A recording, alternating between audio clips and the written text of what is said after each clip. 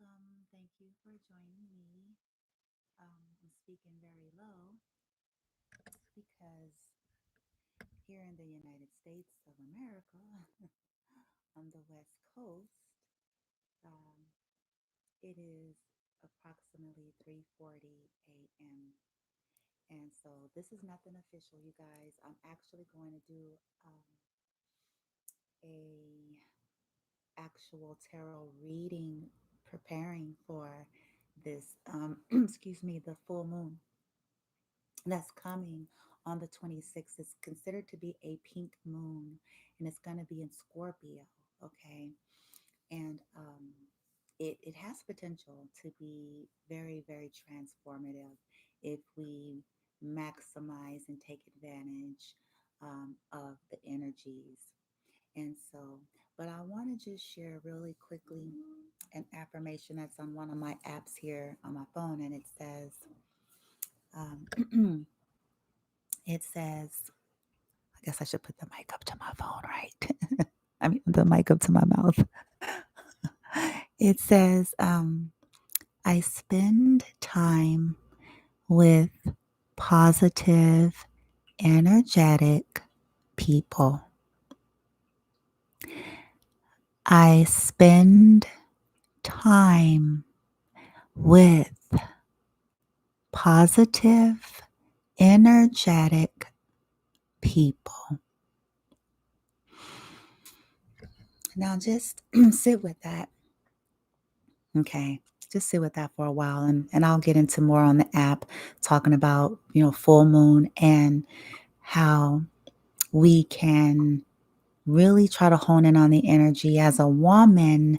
If you are a woman, depending on how your cycles are linked, with the full moons, you may be going into your premenstrual energy, or you may actually literally be having your menses. And so it's a time of rejuvenation, refreshing, and releasing just by standard.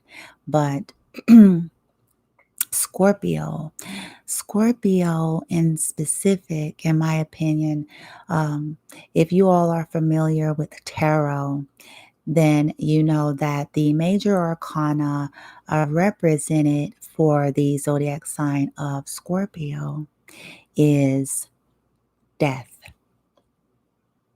It's death, death and rebirth. And it's a very potent energy. And it can feel, depending on what you've been doing energetically prior and where you are in your journey in your life, in this particular season, it can feel like the tower. To me, scorpionic and tower energy, which is another major arcana, they're very similar to me. The difference is that the tower is more so about universal life force energy stepping in to crumble things suddenly that you cannot foresee because of faulty foundations, because of some kind of illusions, some kind of a deceptions, something. So towers will come in just to bring that destruction for rebuilding. The death card is more so just about the natural cycles of life. Everything has a cycle like the wheel of fortune. It's up, it's down, it's left, it's right. And so it can feel very emotional being in Scorpio. Scorpio is considered a water sign. So that's all about the emotion body. And the moon energy, for the most part, represents the feminine, internal. So it's going to be dealing with a lot to do with um, emotions, things that are, you know, sometimes suppressed, things that we have denied, things that we may not even be aware of. Okay. So I can't wait to do this reading because I have some specific decks of cards that's going to really point us in the direction that we need to be in, and focus on in terms of intention. Full moons are all about release. And now, with that being said, Yeah, I know I'm talking kind of like low and all like hushed a little bit because, okay, it's first of all, it's almost like 4 in the morning. And I'm really not trying to get all hype right now. I'm at very low. As you can see, I'm on my bed and in my jammies. Okay, so um, let me see here. Just give me 1 second. Something that I want to share all about dealing with the full moon and preparing for that, how we can capitalize on the energy. Um, yeah, that's the eclipse. I'm not interested in that. I'm looking for the full. I have this app on my phone. Uh, Moon and astrology. Hold on. Lunar phases. Okay. So again, hold on. That's not what I want.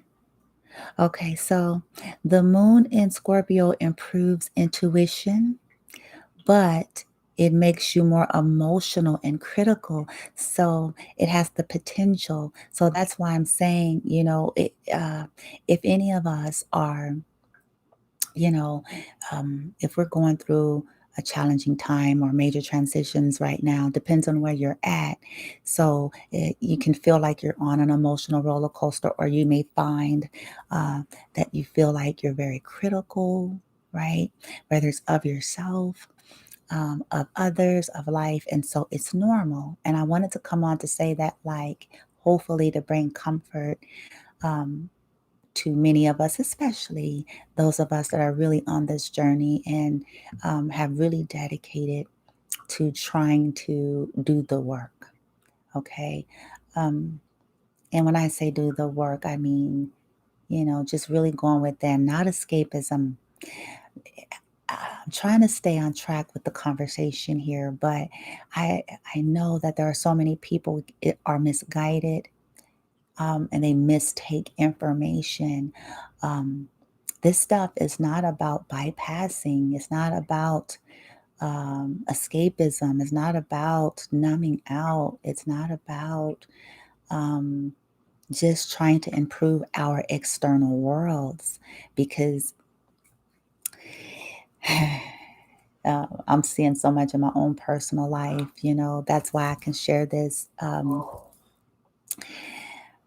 When we sit still enough, when we don't allow ourselves to distract ourselves from ourselves, okay? And even in good stuff, for an example, whether you are working, you have business, you have family, um, oftentimes I call it busy nothingness. And it's just a little joke that I make. It's because sometimes we don't, to try to not feel, we'd rather distract. Sometimes we're intimidated by the emotion, but it's just emotion. It's just energy emotion. And we need to set the intention to um, be vulnerable with ourselves, to feel and know that it's okay.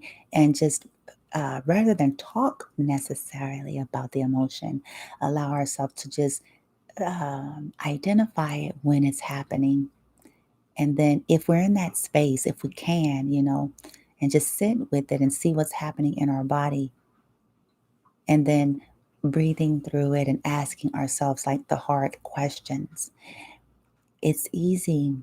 Trust me, it's easy for all of us. I'm including myself here. It's easy for us to look at the external world and say, I was in one of my meditations today and listening to somebody, and um, they were saying how when there's so much trauma or triggers or emotional wounds, often we're always trying to control the external environment so that we can feel better, even if we don't know that's what we're doing. I was kind of like this on that because I'm like, well, nobody want to deal with shit, no matter how you want to flip the coin on this, okay? But I understood what she was saying in a sense that triggers are our friends in that it points us to a wound. It points us to something because when we find the inner peace and are able to balance the emotion and control it, I don't even want to say control it, but just understand that it is just emotion and it's valid. But understanding that we can tap into our own peace, that nothing external, somebody else's behavior, someone else's choices. And again, it was hard for me to take this because I'm like, nobody wants to deal with nobody that's asshole jerks, what I'm saying, insensitive, no matter how calm, cool, collected, and balanced and grounded that you are. Nobody wants to deal with that. But at the end of the day, our response determines whether or not we're still in wounding. So, in other words, if we respond in hostility, if we respond in escaping, because we all have different styles of dealing with this kind of stuff. And so, my intention with this whole pink full moon coming up on the 26th is to, first of all, just release the idea or the belief system or programming that says, I'm not safe.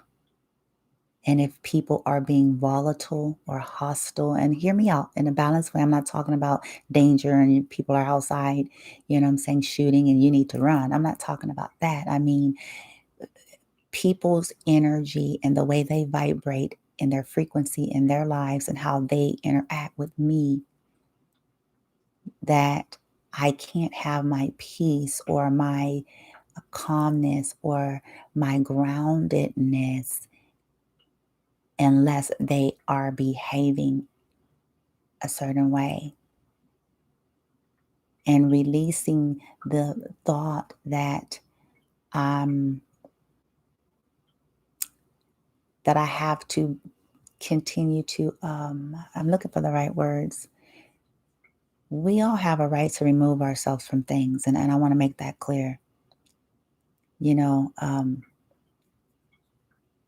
if something is showing itself to be more toxic than it is benefit, if something it's hurting, if people don't value you, this is why we still have to go back into our innate, that intuition, because there's a difference between avoidance and simply making a judgment call. If you're in an environment and around people, no matter who they are, whether it's personal or professional, that don't value you, because the body and the intuition is going to tell us this. But at the same time, when we have these woundings, the slightest things could be the trigger, which is our friend, could be the trigger to make us feel like, oh my God, here it goes again. These dizzy ass motherfuckers. You know what I'm saying? Here it goes again. I got to deal with the same old shit, with the same old jealous haters, and all of that stuff is real. So you'll never hear me minimize it because I understand the reality, because everybody's operating based on their frequency, not on what they want people to think their frequency is, their actual frequency and their actual conscious awareness. That's everybody, including me. Okay. No matter how skilled, talented, accomplished any of us are, I'm telling you guys this, it doesn't matter. Okay. No matter how much money somebody's got, no matter how well to do off they are in this journey in the 3D, in this carnation, until we leave our human jackets, because we are spiritual beings. We're not our minds. We're not our bodies. We're not our thoughts and emotions.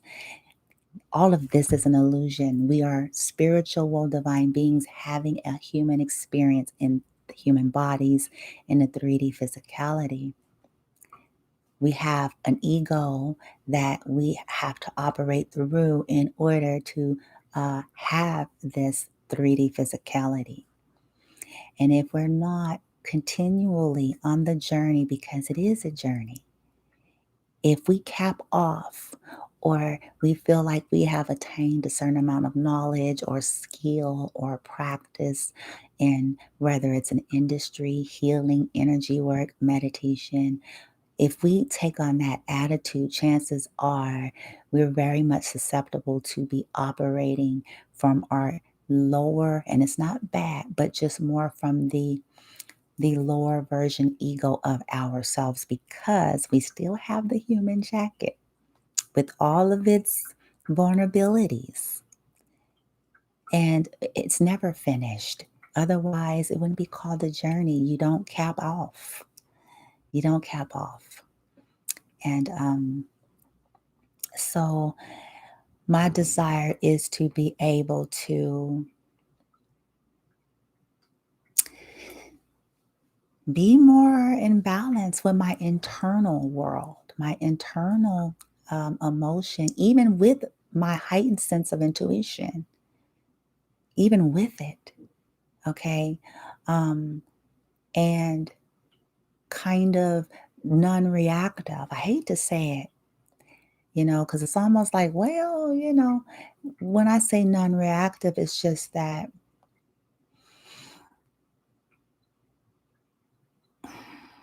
eh, uh, everyone has their own views and opinions in this life. Everybody's got weaknesses and flaws, myself included. Everybody. Okay. Even people we admire. Okay. Um, they have their weaknesses, their flaws. They have programs that they're running off of, whether they are conscious aware of this or not. Okay. And at the end of the day, I think what I'm trying to say in such a very long, drawn out way is that to not be and take things personally, even if someone meant it to be. I hope that makes sense. To not take it personally, even if someone meant it to be, even if they were not even conscious, aware that they meant it to be. Let me give you an example. You all know that I have studied, well, if you followed me long enough, you've heard me talk about my college years. You've heard me talk about um, how I studied neurology, how I studied psychology, how I studied the brain, how I continue to do this, how I've worked in the behavioral health field. I've worked in hospitals. People have no idea the background I come from.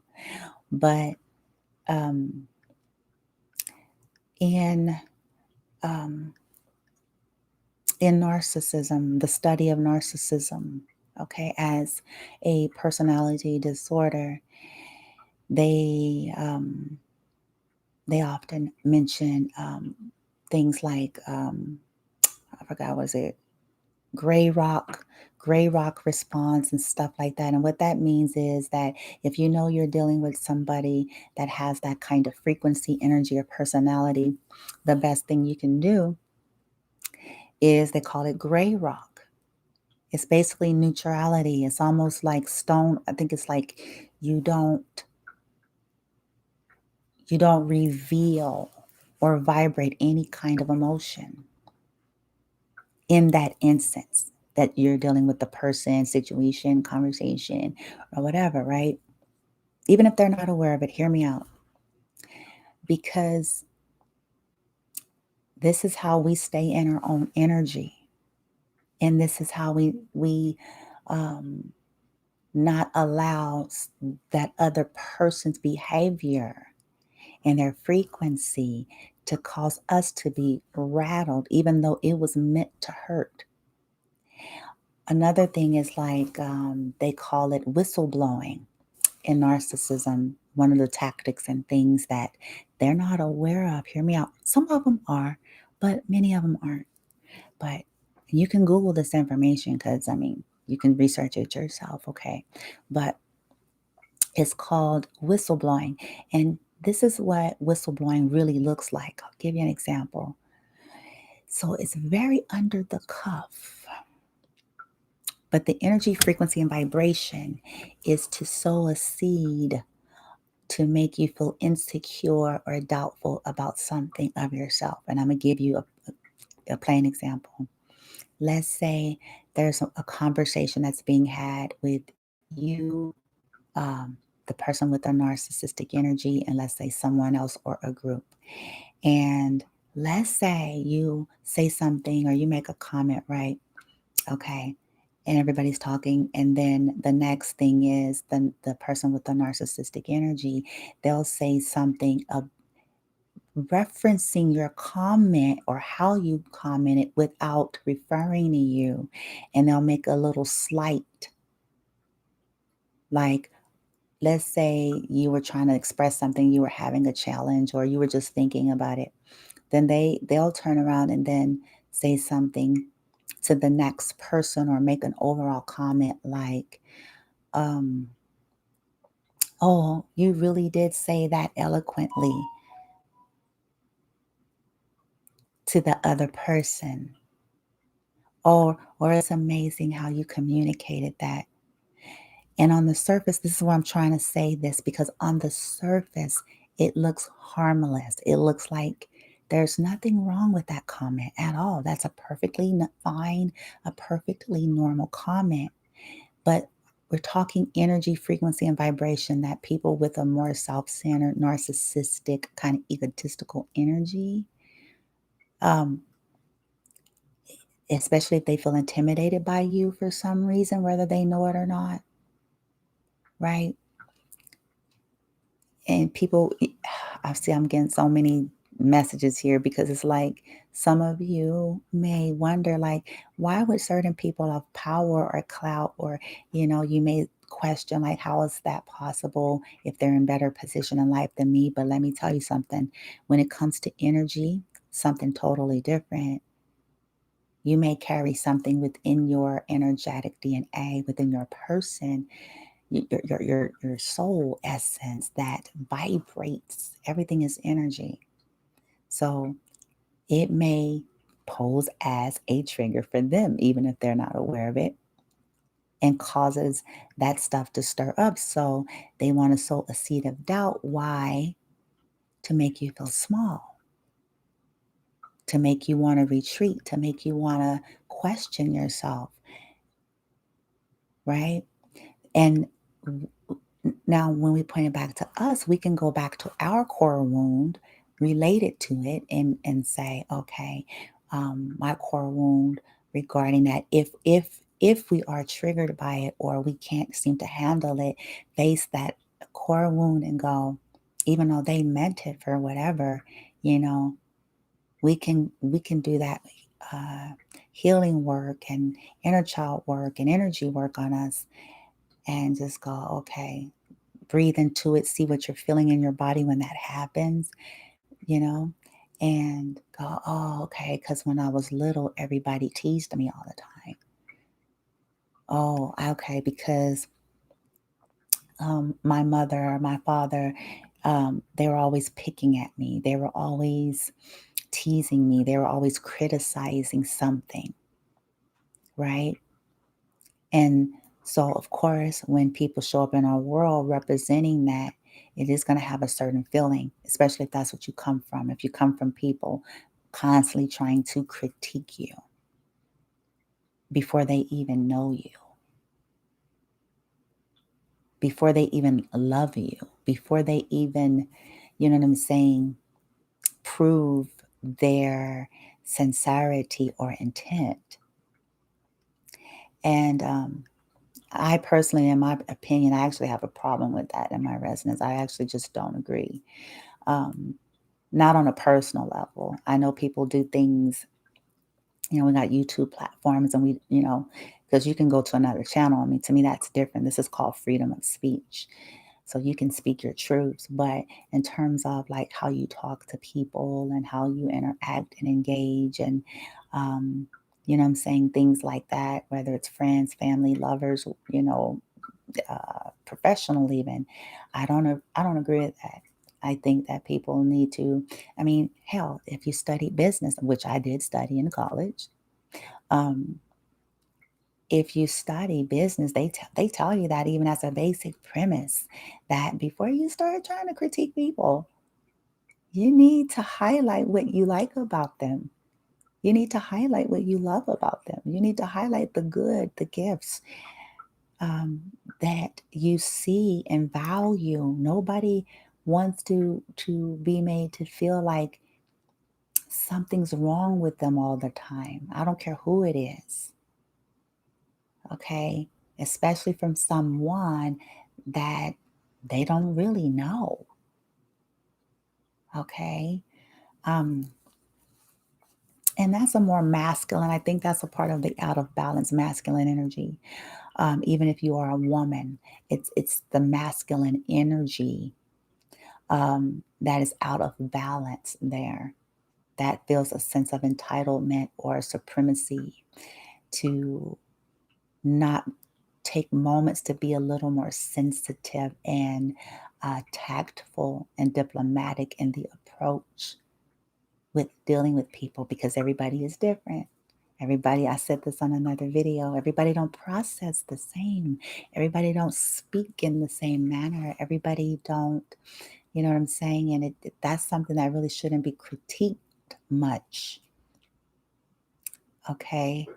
People need to feel safe, a sense of safety and a sense of being able to um, express themselves how they need to. And as long as things are respectful for everybody, of course, because again, that's my resonance. I feel like everybody needs to be spoken to in a certain way. I don't care who you are and what your level is and whether you got money or whatever. I think humans are humans and adults are adults, and you just need, I don't care if you're helping them out, you still need to respect them and treat them like adults, right? And just have regard, considering yourself, how do you want to be spoken to? I know I'm all over the place here, but I feel like all this stuff is going to be being stirred up, probably already started, preparing for this full moon. I really believe that on a large scale, even people that feel like they're in the conscious community, people that have been on this path, I think the lost art, there is a very strong lost art of, people do their jobs well. I know I'm jumping here back and forth. People do their jobs well. People are skilled. So this is not even a matter of, well, are people good at what they do or their service? Absolutely. But I believe that there has been a lost art of true, hear me out, true, authentic, human empathy, sensitivity, tact.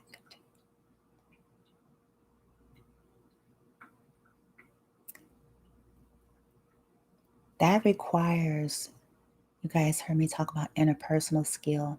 That requires that we, in a sense, we not only do we look at how we want to be treated, but beyond that, because you may be different than the other person. You may say something like, I don't care. Hell, that wouldn't bother me. I don't care if somebody says, whatever. That's not interpersonal skill. That's just you evaluating you. But interpersonal skill is in such that you have it is a skill. You have a development and you have a sensitivity level where you're able to engage individuals, and you may not hit the mark 100%, but in your attempt, just your sheer intention to want to be sensitive to the person is already putting you in that vibration by simple attention and intention. Like, I don't want to just route off of my mouth to a person, especially in the healing community and these kinds of things, because most of the time people, they're coming in and they're trying to get their energy cleared, and they're trying to get built up, and so in these cases we really want, if we're practitioners or leaders in the field or whatever. This is just my opinion, my resonance. Nobody's perfect, but I still feel like, that's what the lost art is. Being more mindful of how we care and pay attention to those that come to seek service with us, and in our personal lives, people that we love, people that we're in relationships with. I don't think none of this stuff was taught, you guys. Oh my gosh. And I know that this is not what the topic is here, but it so bugs me. It's like most of us, we just grew up, you know. I don't even care if you came from a well-to-do family. It was probably dysfunctional. You know what I'm saying? Look, listen, I'm just saying, like, none of this stuff was taught or even displayed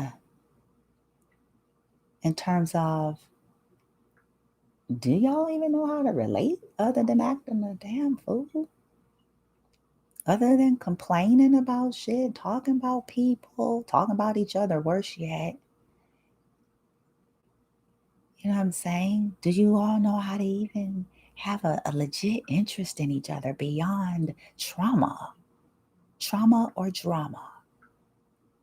Do you have an interest, a sincere interest in who a person is, of knowing them, not, you know what I'm saying?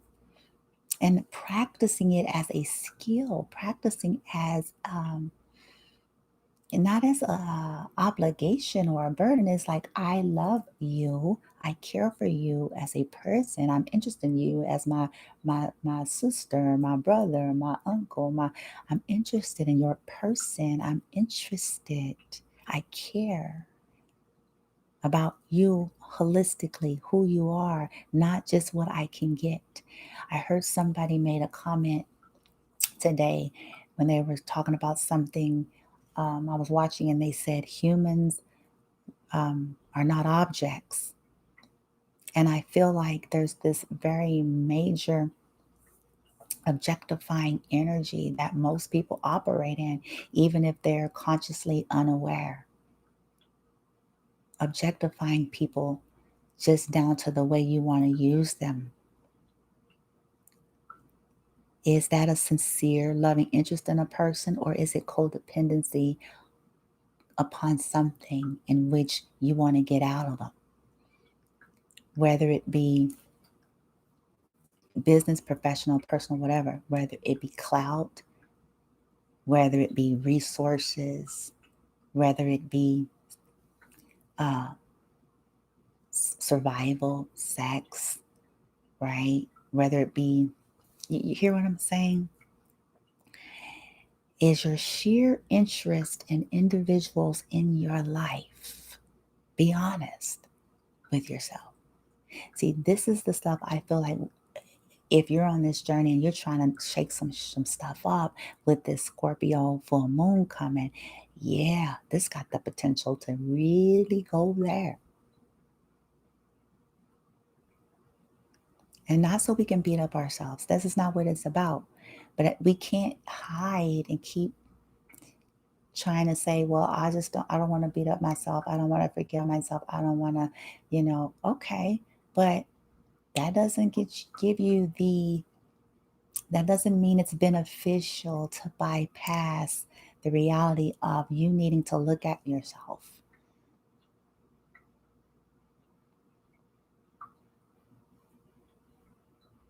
Hey, do I objectify people and not know it? Do I not even know how to connect to myself, not along anyone else? Truly, sincerely, authentically, do I actually care about people, or do I want to believe that I do? Do I really care?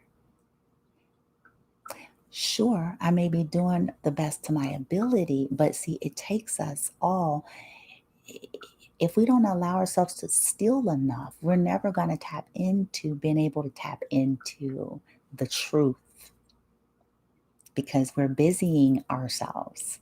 Oh, I'm working. Oh, I'm doing this. Oh, we're working. We're numbing out. We're scapegoating. We're projecting. We're doing, anything but. Is that what, I say I love, I do things. You see where I'm going with this? I do stuff. I gave them this. Objectification. I gave them this. I did this. I gave them. Do we have a sincere interest in the people in our lives? Ask yourself this week, do I have a sincere interest in me first? Do I care about me? Or is it just me trying to survive and I'm trying to keep up with the Joneses? I really don't even want to deal with me. I'm just worrying about money, worrying about, trying to, you know what I'm saying? Like, get real with yourself. Do I have a sincere interest in myself beyond objectifying myself? Right? Then, do I have a sincere, legit interest? Not what I want to get out of people. I like their energy. That's a big one, whether people are aware of it or not, but it is. Do I simply want to just be around that person's energy because of what I feel it does for me? But I don't really have a sincere, legit, loving interest in the well-being of that person, in their likes or their dislikes, and who they are, and in giving back to. That's another lack, what I feel like is happening in the community, in the conscious aware community, but on the globe. Most folks are not taught and don't have the awareness of what reciprocity really is in all dynamics. I'm not even just talking about romance. In all dynamics, there needs to be a level of reciprocity. If someone is, and again, I can already hear people that are not in their right knowing, saying, well, you're saying it's tit for tat. If I give you $1, if you give me $1, I got to give you one. You're already on the wrong page. Reciprocity, even as it's represented in the tarot, we have the Justice card, which is the major arcana, the scales. It's about the balance. Then we have what's the Six of Pentacles, which is earth energy, which represents the earth realm and can represent finances, but it's about equality, fairness. And in some decks, you'll see a hand on top, hand up on bottom, and you'll see it kind of like cycling, like basically the money's going up, the money's going down, the money's going up, the money's going down. And there's like this reciprocity. And that is a lost art. And it kind of, to me, is kind of going with this objectification. Most individuals, especially now with the COVID, and especially if people aren't on this kind of journey, and then here's COVID, right? Now the shit is hitting the fan. It kicked people in that fight, flight, or fright, or freeze mode, that survival mode energy, whether they know it or not. So, hence the increase of greed, the increase of hoardery, the increase of envy and jealousy and sabotage and blackwalling and competing and gossip and thieving and stealing and lying, and because whether people are aware of it or not, they're in a scarcity energy. And when we're in that survivalist energy, there is no moral code. And you'll make up reasons and excuses for your behavior to justify, being greedy, to justify trying to sabotage someone else's journey and path, to justify why you don't want to share, right? Um, it's the mindset, and it's a frequency, and it's a lack of intelligence in this particular area. Equal give and take.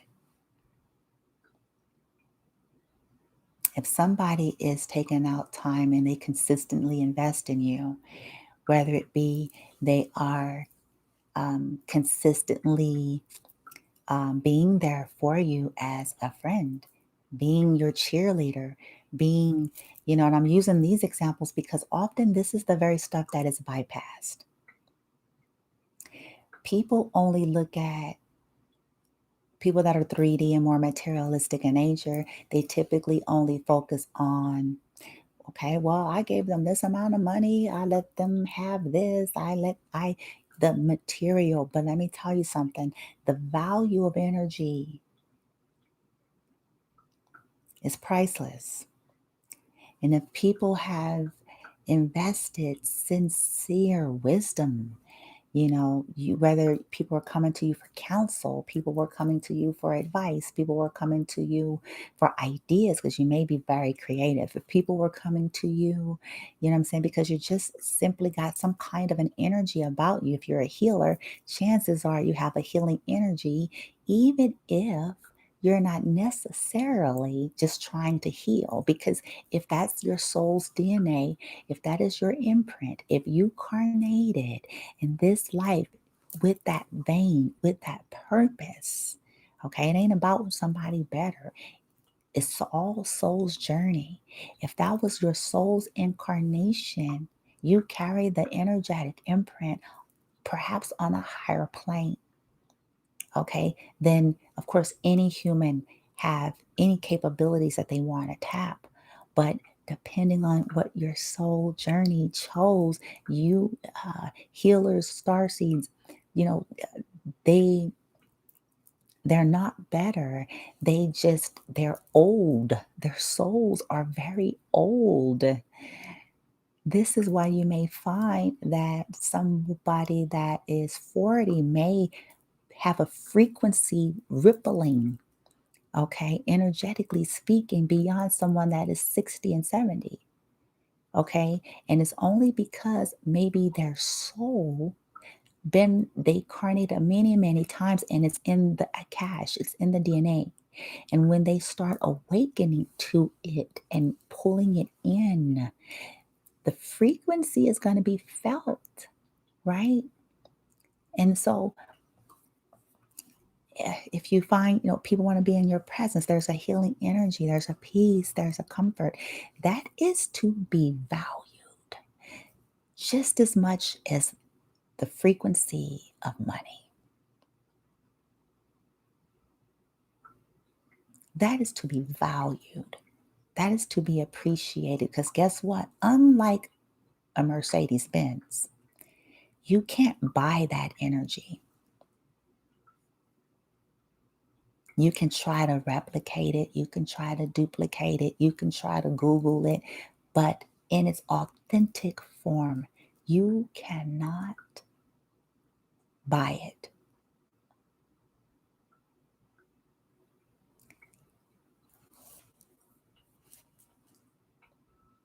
If someone has gone out of their way to try to be kind to you, to try to be there for you when you're at your worst, when I say at your worst, I mean at your worst. These are the things to take note of.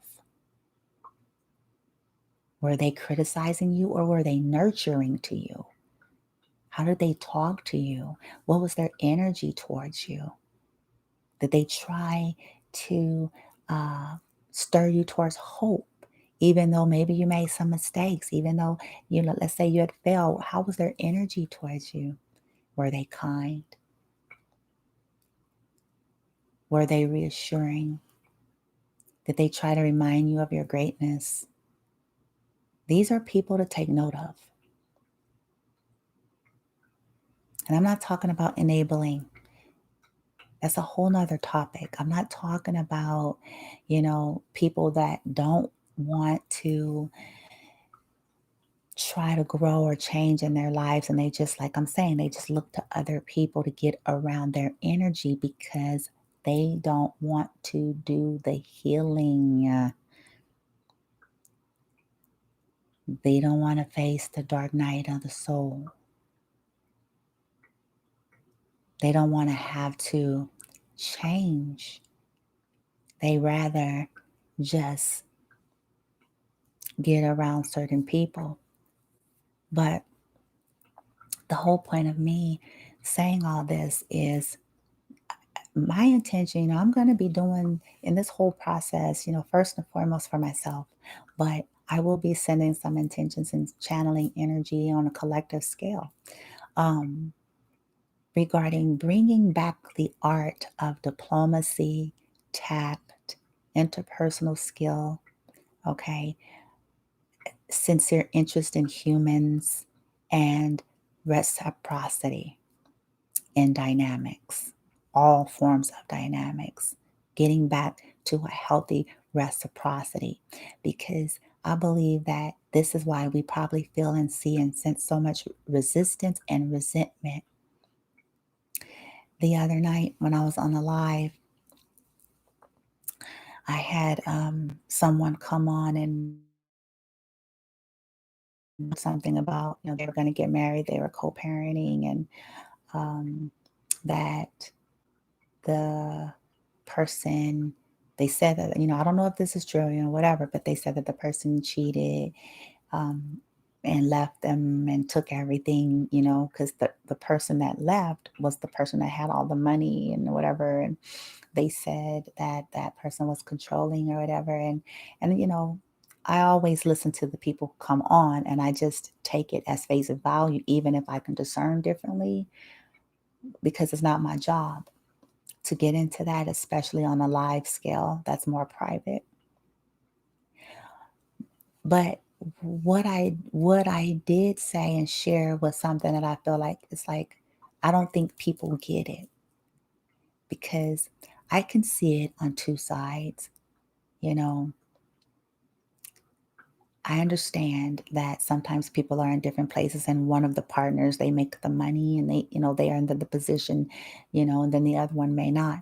But see, sometimes there's more to it than meets the eye of stories.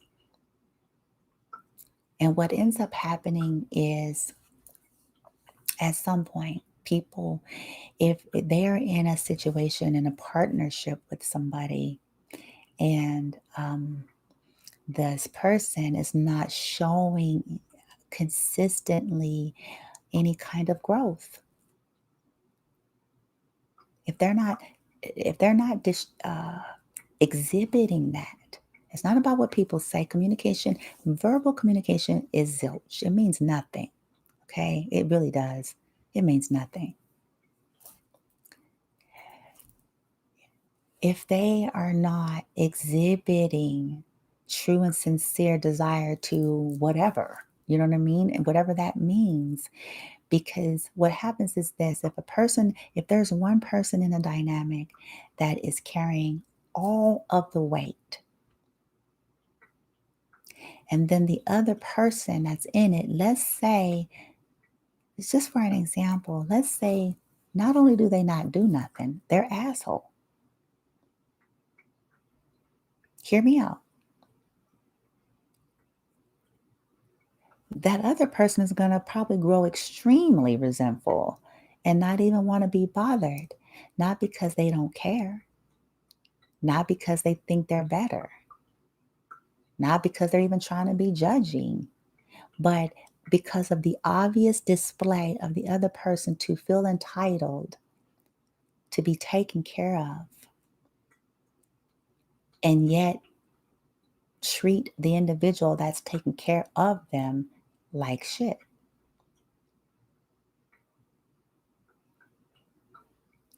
Or not carrying their weight in some kind of a way. So, in other words, if that person is, carrying the weight, but they have to come home and cook and clean while that person is sitting down scratching their balls, or, you know what I'm saying, eating tater chips, and, saying, like, nobody wants to see that.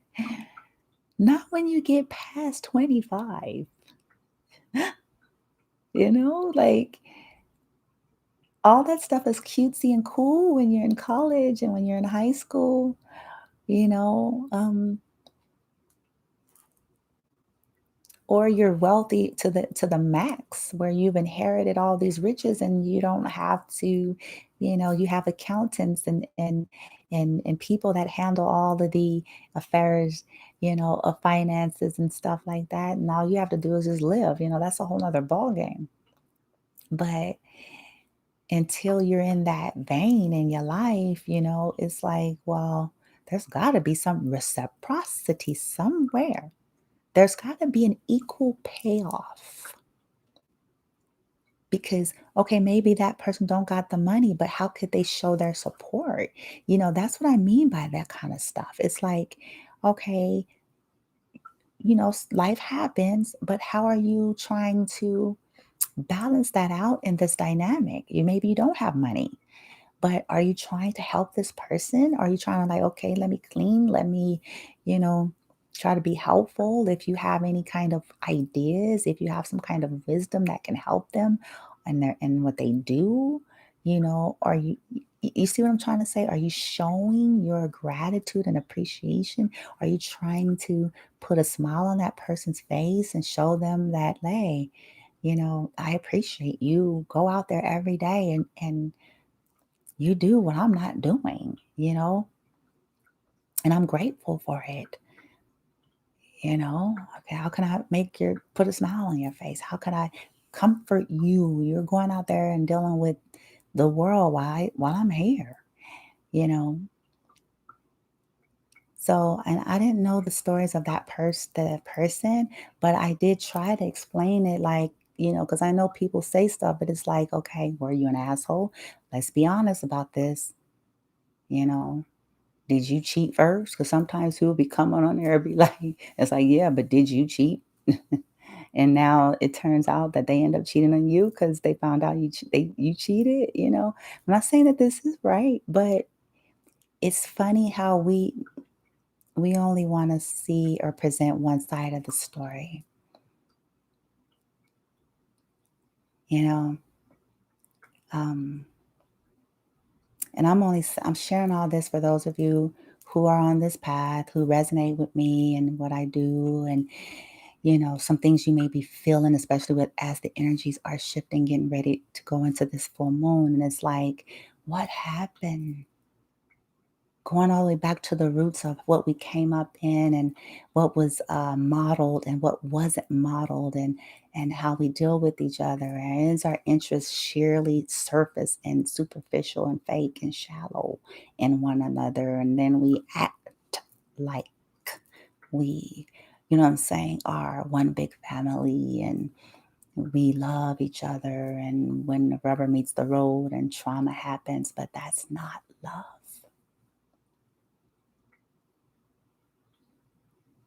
That's not sincere interest. Do we take accountability to our actions of how we treat people? Or do we bypass and sweep it under the rug and just want to say, let bygones be bygones without really dealing with what happened, without really owning that? But then wondering why the energy and that frequency is still there, because what we don't realize is by way of the action, in a vibratory sense and a frequency sense, it is communicating to the other that what you did to them or didn't do, what you said to them or didn't say, how you made them feel, whatever happened, you're vibrating out. It don't matter.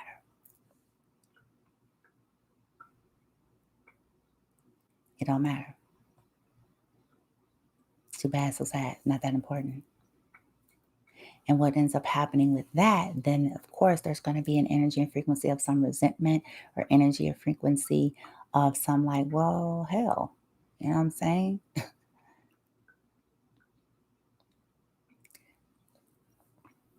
And that's what I mean when I say I believe that most of us don't even have that foundation. And so we take things as we've always known it to be, as that's normal, that's how it is, that's life, that's this, but that's really not. It's just the conditioning. And it's our escapism to not want to have to look at ourselves truly in our conduct towards people.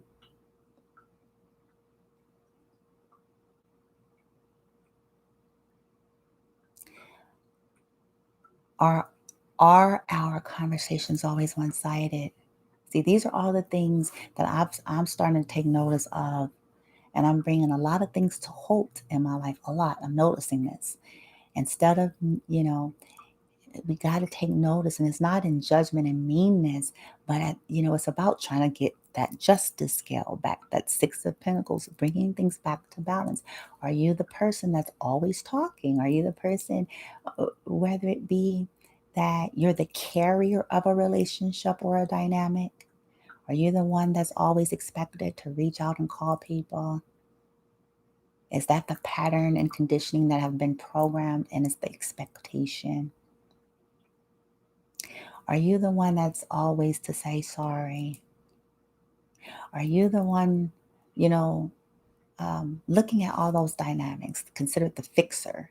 And I'm not talking about on the surface, because that's another story, because narcissism operates that way as well.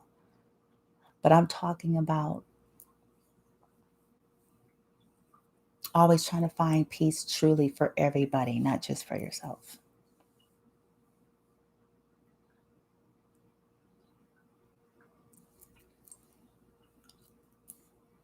In conversations with people, do they seem to have an interest in you, or is the whole discussion turned back to them? They ask you one or two questions to get information, and then they're talking about it goes straight to them. You see where I'm going with this? Do they have a sincere interest without feeling the need to compare, without feeling the need to one up, without feeling the need to compete? Are they able to celebrate you without it basically making their whole face and teeth grind and cringe because it's hard for them?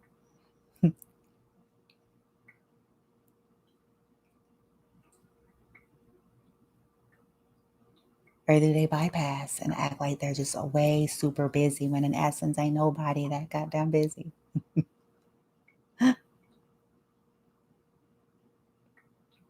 But yet they want your cheerleading, right? They want you to stroke. They want you to make them feel better. See, these things,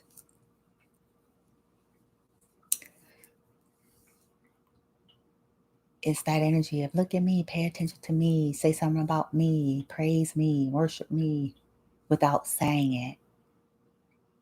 But healthy reciprocity from sincerity and genuine care and interest and honor towards another is reciprocal.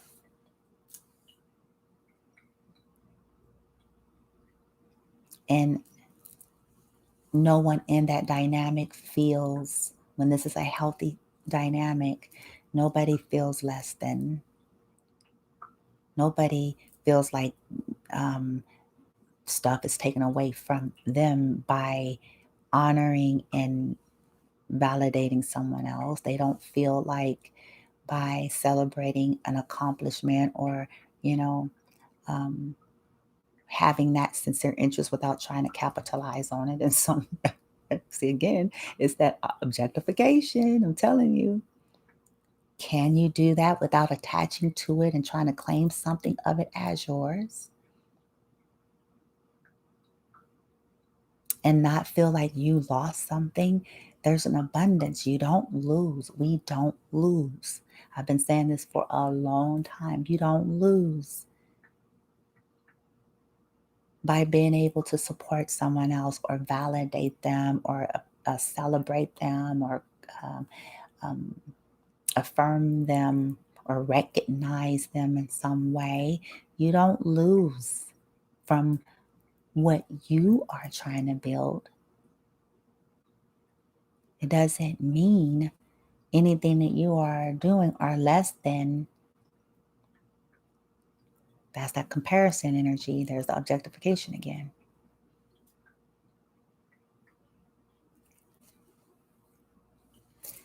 The triggers are our friends, and they're there. Sometimes people are being triggered, but it's there to point us to our wounds, stuff that we have failed to really look at. And none of us, again, are perfect. And this is going to be a continual journey. And that's why I speak of it in that way, even with myself. For me, it's about being with yourself and individuals who you can clearly see are on that kind of journey and are actually willing to be that way. Because again, I just said it's not about being perfect, but are people really willing and desiring to operate in such a way? Because see, that has a potential to be healthy dynamics, even if it ain't perfect. Even if people make mistakes, they say something wrong, they, you know what I'm saying, say something wrong, or they say it the wrong way or whatever. People that are introspective and that actually do care about how they are affecting other people, they can easily maneuver and go, oh, okay, well, maybe, they'll take a look and go back and try to, say, hey, let me make this adjustment, because none of us is always aware of ourselves. This is why we need to practice being introspective, because none of us are always. Now, those that are kind of in this vein of living and practice it more may be in that vein more than those that are not. And that ain't a judgment. That's just how it is. It's anything else in life. If you're practicing something versus the other one not practicing that same thing, who's going to be more apt? It has nothing to do with a judgment. It's an assessment. And you can see the fruit of that by way of how people live, not what they say. How people do relating with you. When there is a conflict, when there is a disagreement,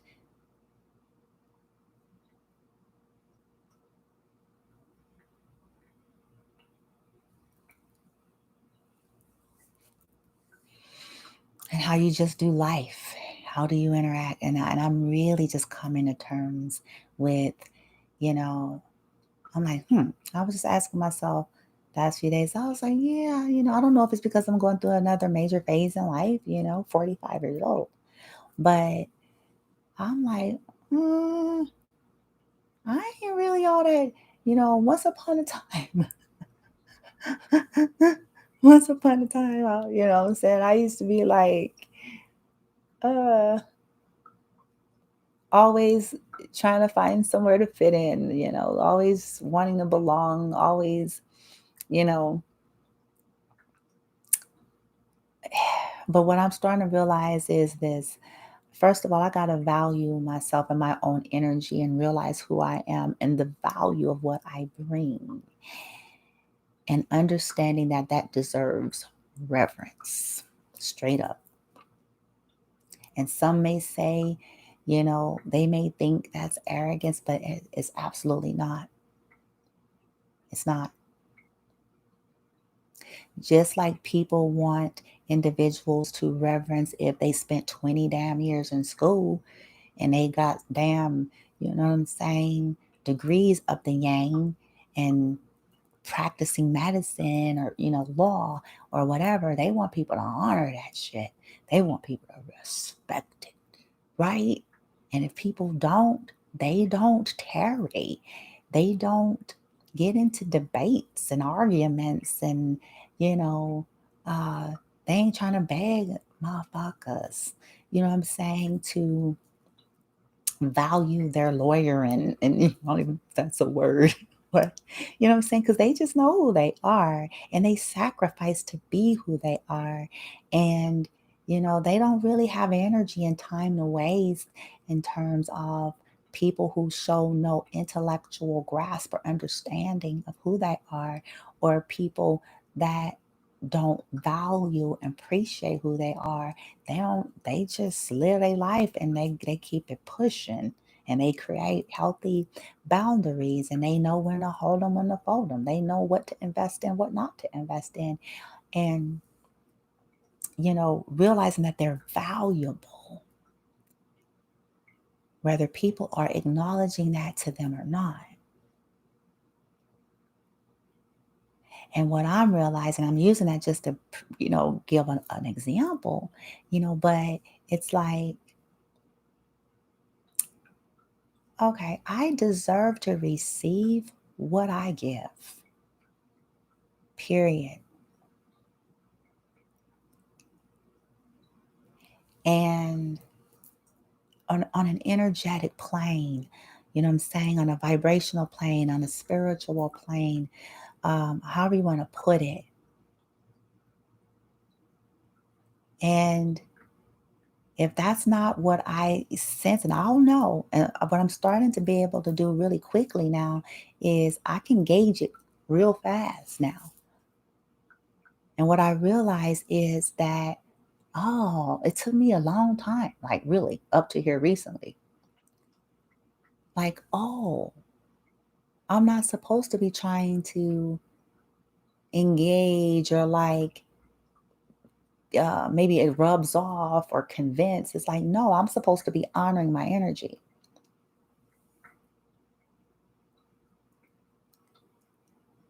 And whatever is not honoring of it, I'm supposed to be removing myself. That's simple.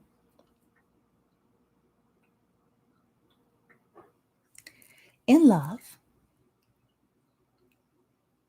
But see, that's development, knowing what to invest in. That's a part of it. Knowing how to feel that intuition, tapping into that, the way the body talks to you, as well as people's actual behaviors and their patterns versus their words.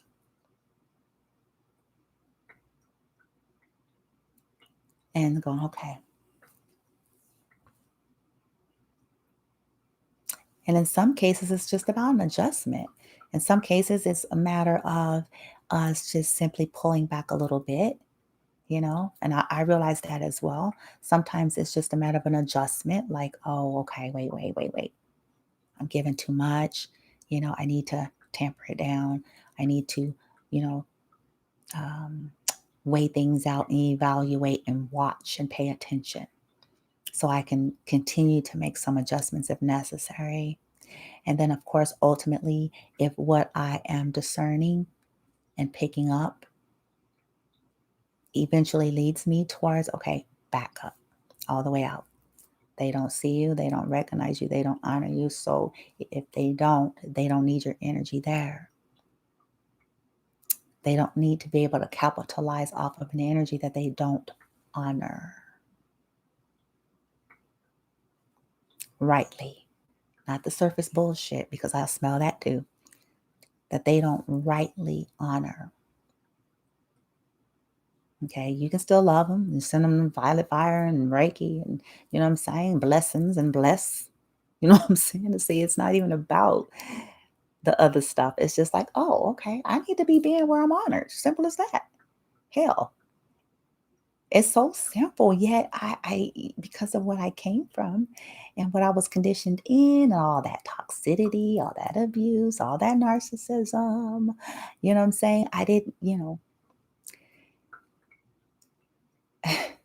I didn't realize that I'm equally deserving as everybody else to want to be in situations and circumstances and relationships, partnerships, business, employments, whatever, friendships that make me feel good.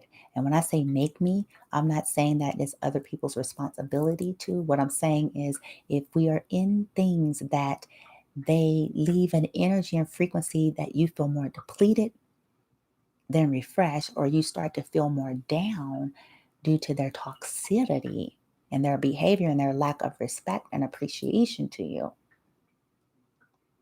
right? Or people that want to be with you and make you feel alone at the same time because they don't understand how to connect or reciprocity properly. So I realized that, hey, my job is to feel good. My job is actually not to make someone else feel good, in the sense that I'm trying to remedy the holes of their soul at my expense.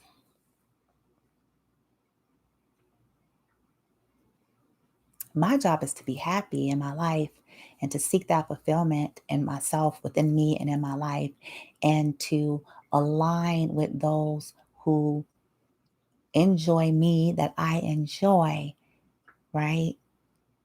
That has something, you know, to contribute mentally, emotionally, right? Everything is not monetary all the time, but that's what I deserve. And I finally caught a clue. Like, wait, so now I've got to work through some emotion stuff with this full moon energy to release, because when you live a long time people pleasing, because that's basically what it is. When you live a long time people pleasing, self-sacrificing to our detriment, right? Thinking that this is going to change people. Y'all, anybody who ever come on this video, please hear it, honey.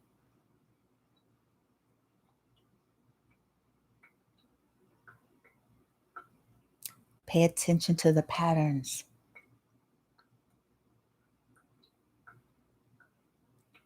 Some people are in a very low frequency, very, very low, because of their pain, because of whatever.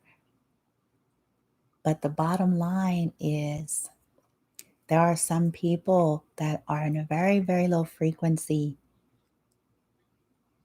and they seek out nurturers to help them feel better when something has happened to them, to make them feel wounded. But it's not with an attempt to love you or care for you. It's it's kind of equated to, if any of you know anything about drug addicts, that did any kind of heavy drugs or anything like that, they go through these cycles. So they go out and about when they have their drugs and they're partying and their stuff, and they're happy and they're doing their thing, they're out there. But when they're out there, usually something happens to them. Either they run out of the drug, they run out of the money, they get tired, they get beat up, something happens. And in these cases, they always look to go back to a certain kinds of people. And it's usually people that are opposite to them, because they need to what? Recover. But once they recover, they are gone again. Because it was never about trying to get healthy and whole or change their lives or actually care for you. It was just about they needed rest. They needed their wounds licked. And once they have that, then they go back. And that is energetically the same thing, especially dealing with narcissism. It's energetically the same thing. That's why you have what they call love bombing, when they're trying to get you in and hooked. And then you have devaluing, when it's starting to get too hard for them to maintain with you and they start seeking other narcissistic supply, so that in essence they can ultimately get rid of you and go on to the next supply until that supply gets whatever, right? So they go to all these different people to get their wounds licked. So beware. If you're a healer and you're a nurturing type, okay, they'll play on your weakness, they'll play on the holes of your soul. They're very intelligent, okay, and with no real true intent to actually love you back. Okay? They'll say whatever they need to say to you. They'll make whatever promise you need them to make, okay? And they'll even show a level of act right, but it's only going to make them mad because they really don't want to do it. But, depending on how desperate they are, you guys, we all have to wake up, especially now, the time we're in, you know. I had a standing joke for a while that I was like, man, these coronavirus relationships, people going through, and that's how I felt, whether it was people from folks' past or not, because that don't mean nothing. To me, it's like this energy, that was going on where, it's that survivalist energy, it's that prostitution energy. I'm telling y'all what I know. Okay. In some cases, an obligation energy, but to me, it's all just different sides of the same coin, you know. Um,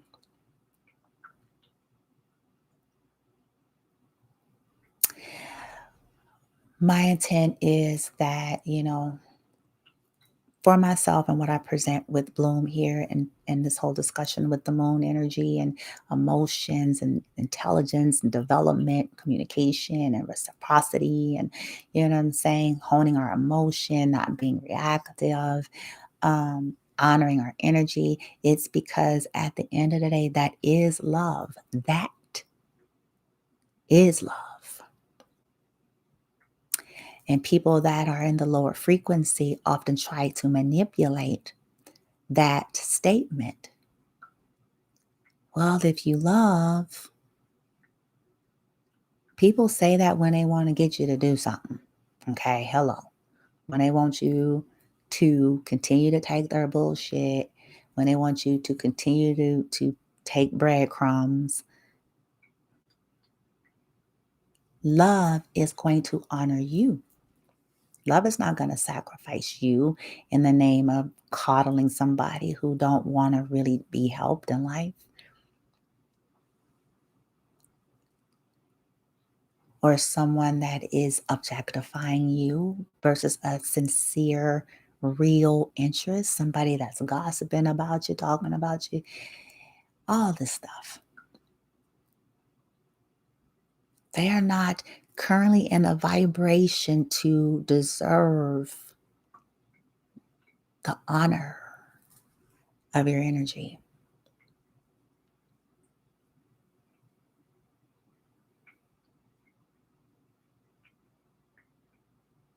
And that's often the most loving thing that we can do for ourselves and everybody else,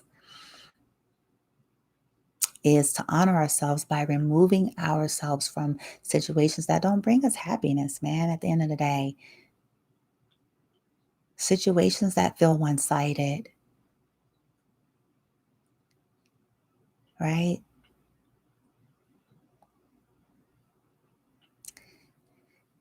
Because we deserve our bliss. I've been saying this. We deserve this.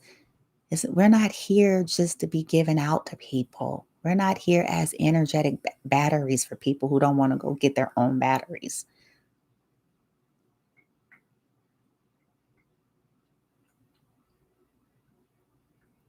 We're here to have a full experience and to receive just as much as we give, to be able to be on receive mode too, just as much as we're giving out. And that's time, attention, nurturing, support, all of it, right? All right, you guys, I think it's about to be like 5 in the morning. Um, ay, ay, ay. Oh my gosh. But I was up, so I was just like, I had taken a nap and then I woke up, so I was like, well, hell, I'm up. I was like, well, hell, imagine you a little quickie video, Brandy, real quick. Little discussion.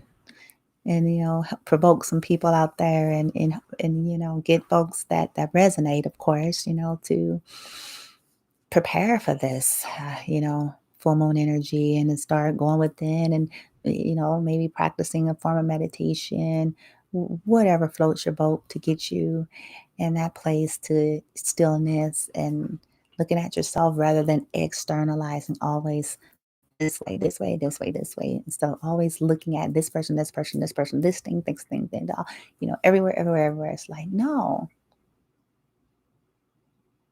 let's go in and see our faulty programming. Be willing to look at it a little bit. Like, is it possible that I'm on an outdated program?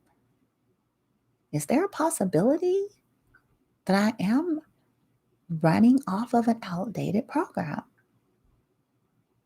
Is there a disempowering program? Is it a possibility that I'm running off some kind of an ancestral, akashic, toxic attitude, even mindset, cultural conditioning? Is it a possibility I'm running off of that? Where I feel like I have to be glued to certain traditions because that's what everybody said? That's what everybody expects? That's what the societal, social norms, but it's disempowering me. It's causing me to feel limited. It's causing me to feel imprisoned. It's causing me to feel constrained. It's causing me to feel like I have to live a life of obligation to others.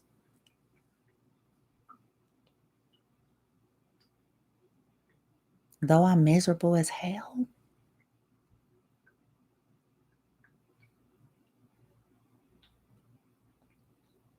These are the questions we need to ask ourselves gently, but certainly. If, and I say if we're ready for something brand spanking new in our lives.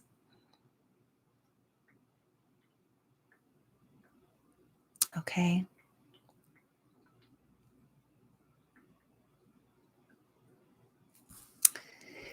Let's see what else. Do I have any other information to give you guys here? Hold on.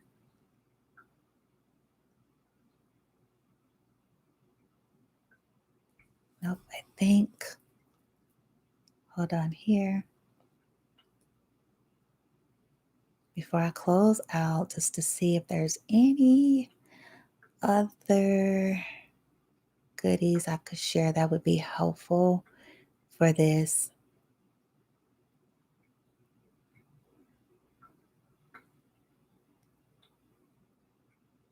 Yeah. Okay. So I'll just share this. It says here, the full moon is the most mystical period of a lunar month. The energy of the growing moon reaches its peak. Everything in nature is saturated with power. The power is very potent. Um, this moment is considered unfavorable because the full moon opens and sharpens our subconscious blocks. Hold on. I'm going to repeat that. It's considered, it doesn't have to be, but listen, it says it's considered unfavorable because the full moon opens and sharpens our subconscious blocks. I was just saying that in a nutshell how things was going to come to surface, right? Therefore, there are many rituals and practices in order to turn cosmic power in your favor and to protect yourself from the negativity, right? Um, okay, therefore, there are many rituals and practices to help you turn cosmic power in your favor. Rituals help to achieve dreams, discover hidden resources, and develop your intuition.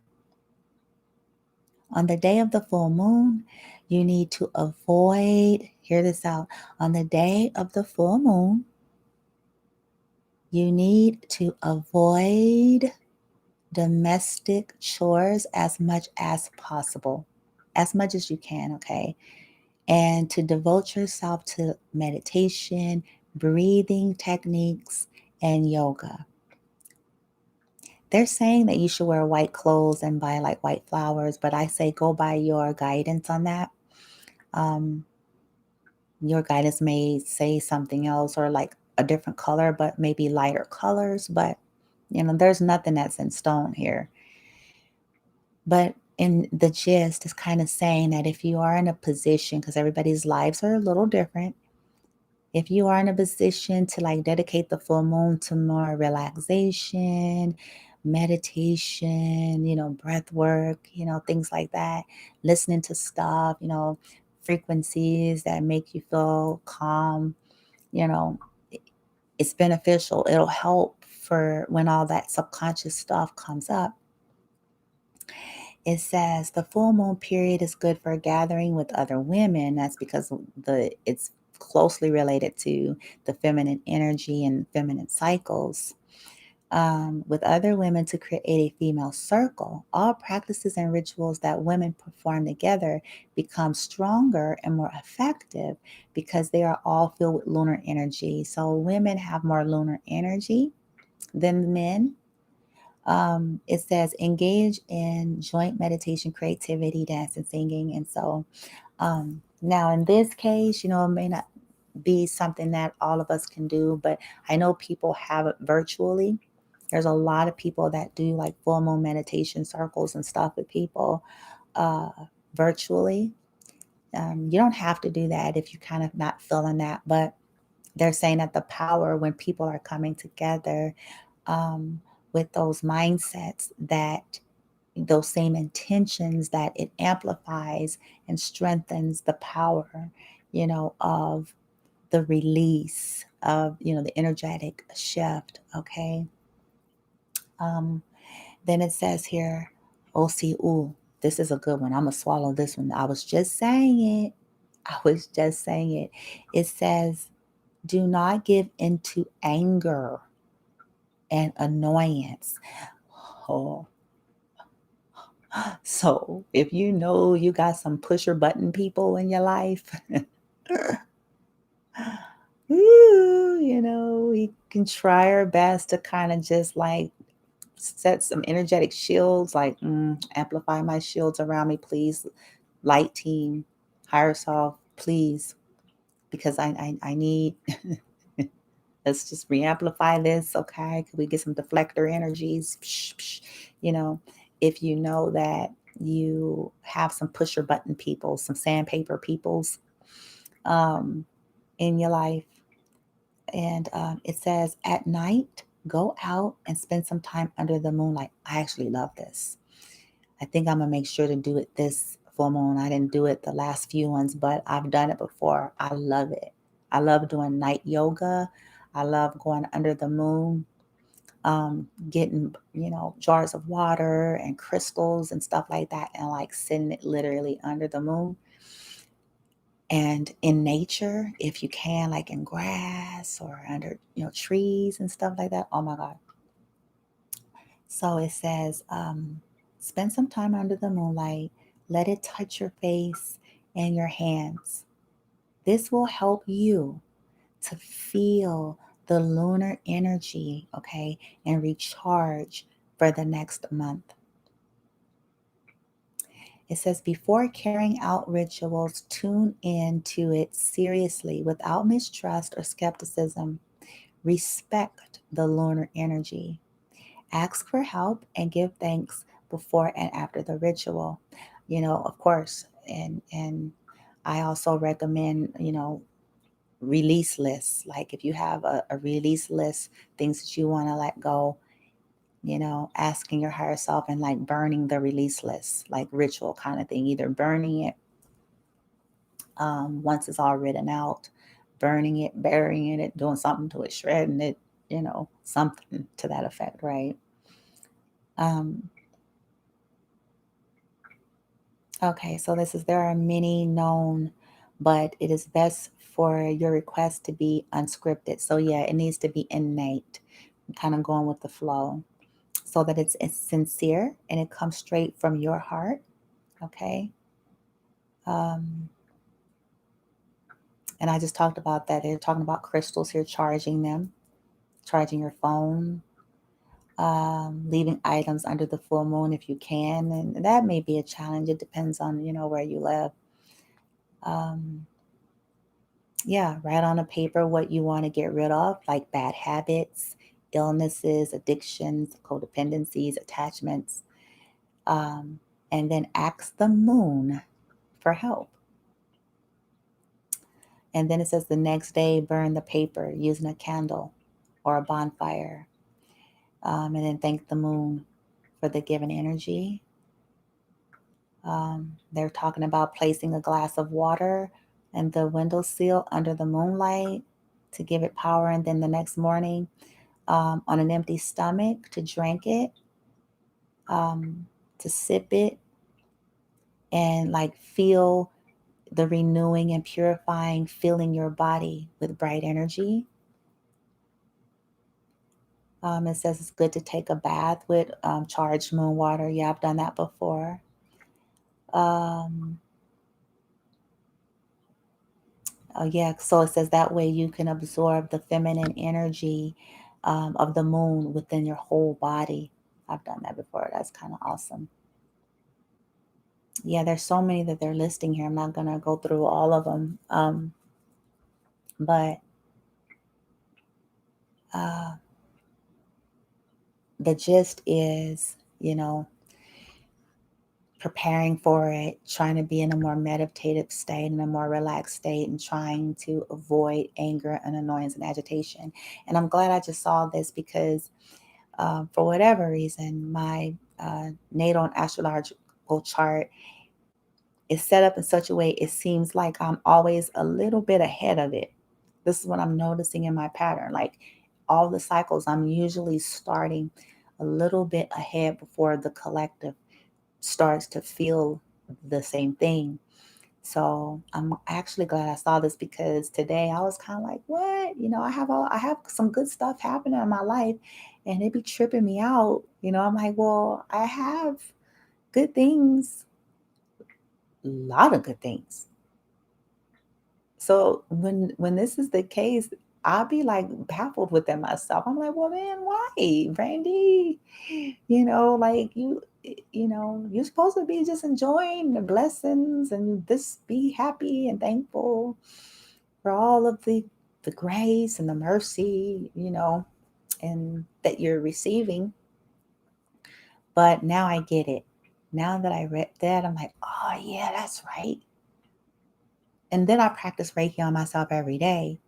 So Reiki and light language, like I've been working with Jamie Price. I got some of her light languages. I actually have her deck, and then I got some light languages specifically ordered from her.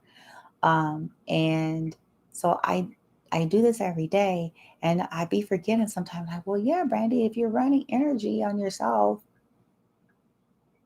hello, every day, and then of course with the moon cycles, then that's going to also bring things that's ready, coming up ready to be released, not to be feared or labeled or judged, but it's like, oh, so, oh, because I mean, like, what the hell, right? And I'm sure you guys can relate to that because you be feeling fine. You'd be like, okay, and then next thing you know, it's like, what the hell? what happened? So I'm really glad I saw this and shared this with you all. And for any of you who end up coming on here, it may help you like, okay, ooh, the moon energy is starting. Let me just try to not get into that with nobody right now. Mm-mm, mm-mm, mm-mm, mm-mm, mm-mm. I'm gonna pick my battles. Mm-mm. It's like, mm-mm. I'm going to spend more time alone. I'm going to spend some more time in nature because I want to get the most out of this. I want to be able to go into the next month feeling invigorated, feeling lighter, feeling empowered, feeling, full of love and light and hope, no matter what has happened prior, just feeling that energy, um, and new direction and new focus, and you know what I'm saying? And we don't have the time to get caught up in petty shit. right now. Right? And I don't mean it. I hope it doesn't sound a certain way, because my real sincere motive here,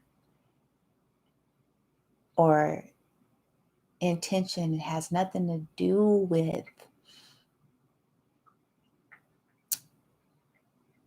discarding people, hating people. Not at all, actually. One of my intentions with this full moon is to release, to alchemize, transmute. I'll be calling in the violet fire. Any toxic energy that may be between me and other people. Those that I'm connected to and those that I'm not. To release them all in love, sincerely and truly, wishing them well, so that the energy, the frequency, the vibration, at least as far as I'm concerned, and on my end, light, free, no matter who's hurt me, no matter what, the things I may have done, or how things may have been perceived. That's something I realize. People could have been hurt by me based on their perceptions too. And of course, I've done things wrong. I don't deny that. I never have been that way, actually. Very introspective. But at the end of the day, what I'm starting to realize is that it takes two people or a group, whoever is involved, it takes everybody to be truly willing to come in together to resolve things properly, if that's what they want to do. It can't be one person. If only one person is truly introspective, that's, again, it's out of balance. It's out of balance. It's still off. It takes all that are involved, if that is the mutual desire. And if that's not what the mutual desire is, then the only thing we can do is simply honor ourselves and our end of things to the best of our ability, and then release. Cut cords. Bless. Send blessings, send peace, send it to, yes, all of the ones that played a role in the abuse, all of the ones that played a role in the toxicity, all of the ones that played a role in the gossip, sending them love and light, and wish them well, that they find their way, they find their path, they find their true soul, that they're able to surrender to their higher selves, that they're able to find their happiness and bliss and healing, that they're able, to learn their lessons in accordance with their higher self and their highest good. And that's it. And then we live our lives and find our bliss and feel free and light, right? To co-create new realities that we want, no longer in the old paradigms and the old belief systems and the old patterns and programs and patterns of constantly recycling the same shit. Gain new momentum, disintegrate the old momentum of those frequencies, and accelerate the higher vibrational momentum, so that we can see it manifest more and more frequently. All right, you guys, depending on where you are, get you some sleep, or get ready for breakfast. And so it's coffee time at 6:30. It's time to get some coffee and prepare to watch the sunrise, probably. But I do appreciate all of you. Those of you who support Bloom from Within Love sincerely. Those of you who are actually wishing me well and sending me love and light. I appreciate you all and your energy. I can certainly use, like anyone else, all of the positivity, all of the high vibes, loving and kind thoughts and energy being sent my way. I'm certainly always sending it to you all, to the channel, to the viewers, subscribers. And so we need more kindness in this life, you guys. We really do. This whole discussion, I think has a theme about the lack of people's capability, to truly be sincere and have an interest and be kind to people and not exploit people, right? Okay, you guys, I talk to you guys next time. Everything is energy. Balance is always the key. We're always trying to, walk that line and balance these scales in our lives. Okay. And again, this journey is the journey back to love of self. We are one. Separation is an illusion. Yes, we are one. Yes. But we have chosen to carnate having an individualized 3D experience. And for that reason, we need to practice more and more loving ourselves, being good to ourselves, being true to ourselves, honoring ourselves, and taking care of ourselves. Because at the end of the day, we are with ourselves. I talk to you guys next time. Love and light. Namaste.